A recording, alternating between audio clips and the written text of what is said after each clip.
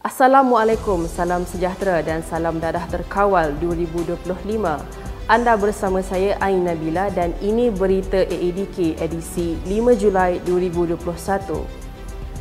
Antara tajuk utama edisi ini, KDN lancar op patuh besar-besaran. MOF adakan sesi libat urus prestasi ekonomi bersama warga AADK.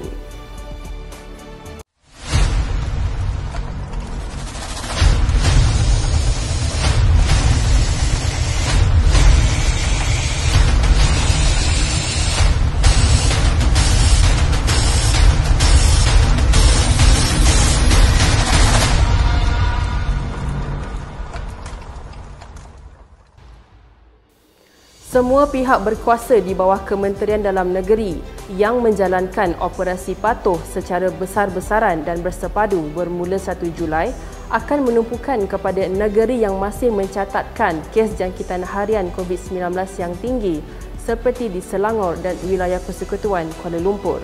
Menteri Dalam Negeri, Datuk Seri Hamzah Zainuddin berkata, operasi itu melibatkan semua agensi berkaitan dan diketuai oleh Ketua Polis Daerah akan menyasarkan kawasan perindustrian termasuk tempat penginapan pekerja yang berisiko tinggi berdasarkan pemetaan yang dibuat sebelum ini.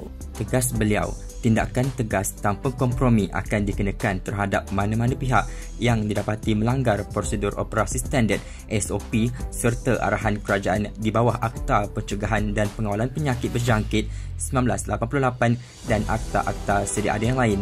Beliau berkata demikian dalam sidang media selepas mempenguruskan mesyuarat Jawatankuasa Koordinasi Penguasaan dan Pematuhan SOP Perintah Kawalan Pergerakan PKP COVID-19 JKPS.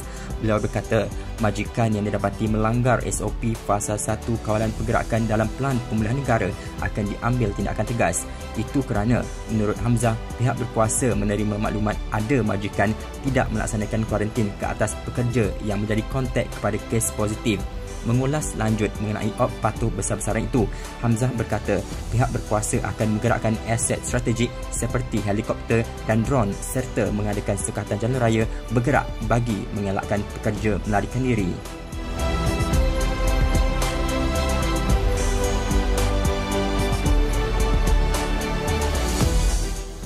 Seketika nanti, saksikan laporan khas siri kedua Isra Awani sempena Hada 2021. Percayalah bahawa anda bertanggungjawab terhadap diri anda sendiri. Anda bertanggungjawab untuk mengatakan tidak. Jangan biarkan orang lain mempengaruhi anda. Kena pasti hak anda, keperluan anda dan perasaan anda penting. Hanya sekali ia boleh meragut.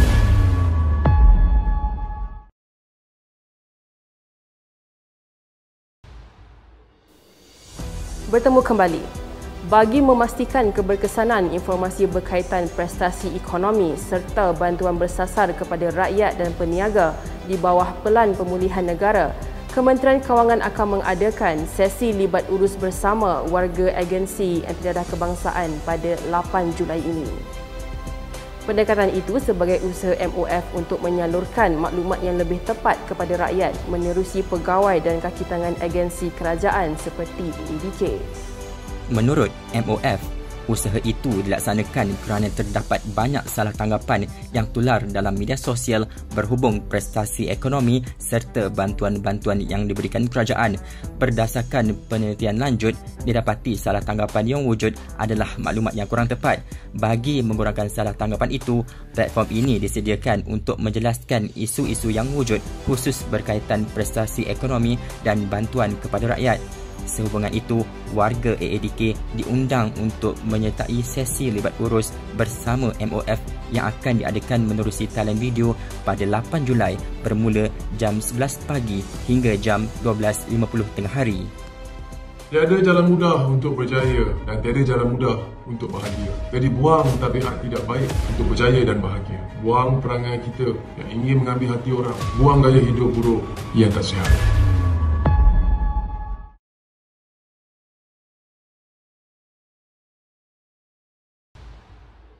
Baik, kita teruskan ke berita seterusnya.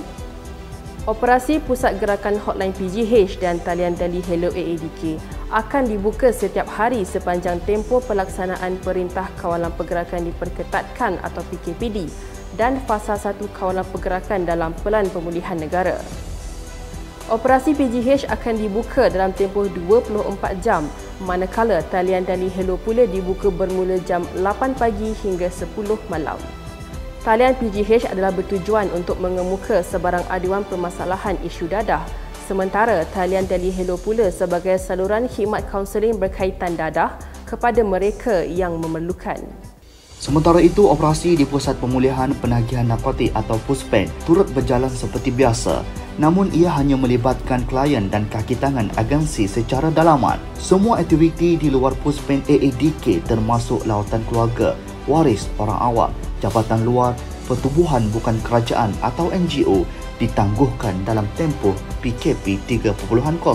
Turut ditangguhkan ialah program atau aktiviti klien di luar PUSPEN dan program pra-penempatan pekerjaan klien sebagai usaha mematuhi prosedur operasi standard SOP yang ditetapkan kerajaan. Selain itu, AADK juga mengambil keputusan untuk menangguhkan program bersemuka klien dalam pengawasan bagi mengekang penularan jangkitan COVID-19. Bagaimanapun, program bersama klien dalam pengawasan itu dilaksanakan secara atas talian. Sebarang pertanyaan berhubung khidmat aduan berkaitan permasalahan dadah dan khidmat kaunseling boleh hubungi nombor telefon yang tertera. Pernah tak anda sebagai ibu bapa memikirkan perasaan anak-anak? Mereka juga mangsa ketagihan dadah. Hentikan, bantu mereka sebelum terlambat. Dapatkan rawatan secara sukarela di pusat pemulihan kerajaan ataupun swasta. Pusat Pemulihan Penagihan Narkotik PUSPEN Tampoi akan ditutup sementara bagi memberi laluan kepada pembangunan semula kawasan berkenaan bermula bulan ini. Pembangunan semula pusat berkenaan adalah daripada Unit Perancang Ekonomi melalui Rolling Plan 4 Rancangan Malaysia ke-11 dengan mengambil kira semua aspek termasuk fasiliti dan bangunan yang berusia lebih 45 tahun. Keputusan itu dibuat turut mengambil kira keadaan fizikal yang semakin uzur, terutama dari segi pendawaian elektrik dan struktur bangunan yang boleh mengancam keselamatan penghuni.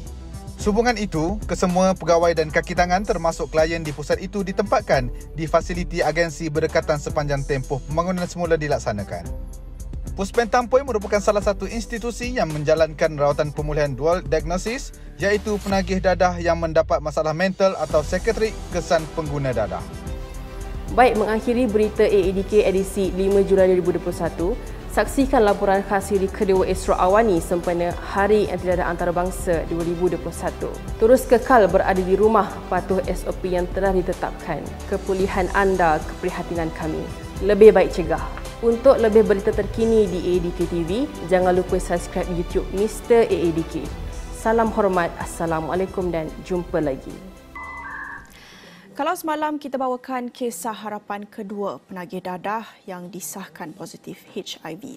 Bagaimana pula sisi psikologi dan sokongan moral kepada kumpulan ini? Segelintir masyarakat masih lagi melihat isu penagihan dadah sebagai tabu. Malah apabila menyentuh mengenai aspek psikologi penagih dadah, ia hanya dianggap sekadar retorik semata-mata. Namun, hakikatnya ketagihan dadah juga dilihat sebagai satu penyakit yang perlu dirawat. Ikuti laporan yang disediakan Hasimi Muhammad. Menurut laporan Jurnal Persatuan Perubatan Amerika, sekitar 50% individu yang didiagnos dengan masalah kesihatan mental yang teruk terlibat dengan penyalahgunaan dadah. Di Malaysia, 20,643 kes dadah direkodkan oleh Agensi Anti Dadah Kebangsaan AADK setakat tahun 2020.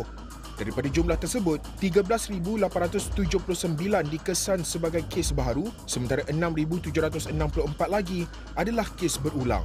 Persoalannya, mengapa wujud kes berulang dan di mana silapnya? Dalam proses pemulihan penagihan dadah, cabaran paling besar yang perlu dilalui kumpulan ini ialah relapse atau penagihan berulang. Memahami penagihan dadah yang pertama adalah kita kena faham bahawa penagihan dadah merupakan satu penyakit kronik yang berulang-ulang yang melibatkan perubahan struktur otak. Akibat daripada berlaku perubahan struktur otak tersebut, berlaku perubahan psikologi which is emosi dan sebagainya, dan akhirnya melahirkan tingkah laku kompulsif. So daripada sudut psikologinya, kita melihat punca seseorang itu mula terlibat dadah ada kaitan dengan punca dia jadi akan relapse. Selagi punca dimula terlibat dengan dadah ataupun root of causes seseorang itu terlibat dengan dadah tidak ditangani, dan orang itu atau klien itu tidak diberi kemahiran daya tindak yang betul, dia mungkin akan mengulangi tingkah laku penagihan dia. Penekanan aspek psikososial mampu membantu bekas penagih termasuk yang disahkan HIV untuk mengawal penagihan berulang. Malangnya, kebanyakan penagih dadah tidak dapat mengenal pasti punca mereka kembali menjadi penagih. Bagi penagih yang disahkan HIV pula, peluang kedua sentiasa ada buat mereka. Pengarah Pusat Pemulihan Penagihan Narkotik Puspen Serendah Siti Zaharah Beci berkata, pesakit masih boleh menjalani gaya hidup seperti biasa dengan pematuhan terhadap rawatan yang ditetapkan. Dari segi emosi, jangan anggap pesakit HIV sebagai penyebar virus. Kalau untuk klien yang mempunyai penyakit HIV, pertama sekali kita akan melakukan ujian terhadap viral load HIV itu sendirilah. Kalau seandainya viral load mereka itu masih tinggi, pesakit adalah disahkan sebagai sihat dan mereka hanya menjalani pemulihan dadah seperti biasa, rawatan pemulihan dadah seperti biasa. Tapi seandainya viral load pesakit HIV itu tinggi, ada bacaan-bacaan yang tertentu, jadi kita akan merujuk mereka untuk rawatan khas pesakit HIV. Saya pernah ada klien yang apabila bebas daripada setelah menjalani rawatan, beliau akhirnya berkahwin dengan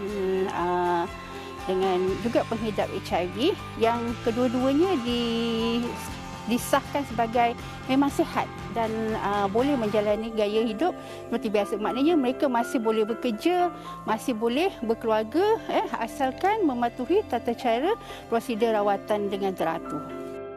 Laporan Hasimi Muhammad dan juru kamera AB Uzair Bin Latif, Astro Awan.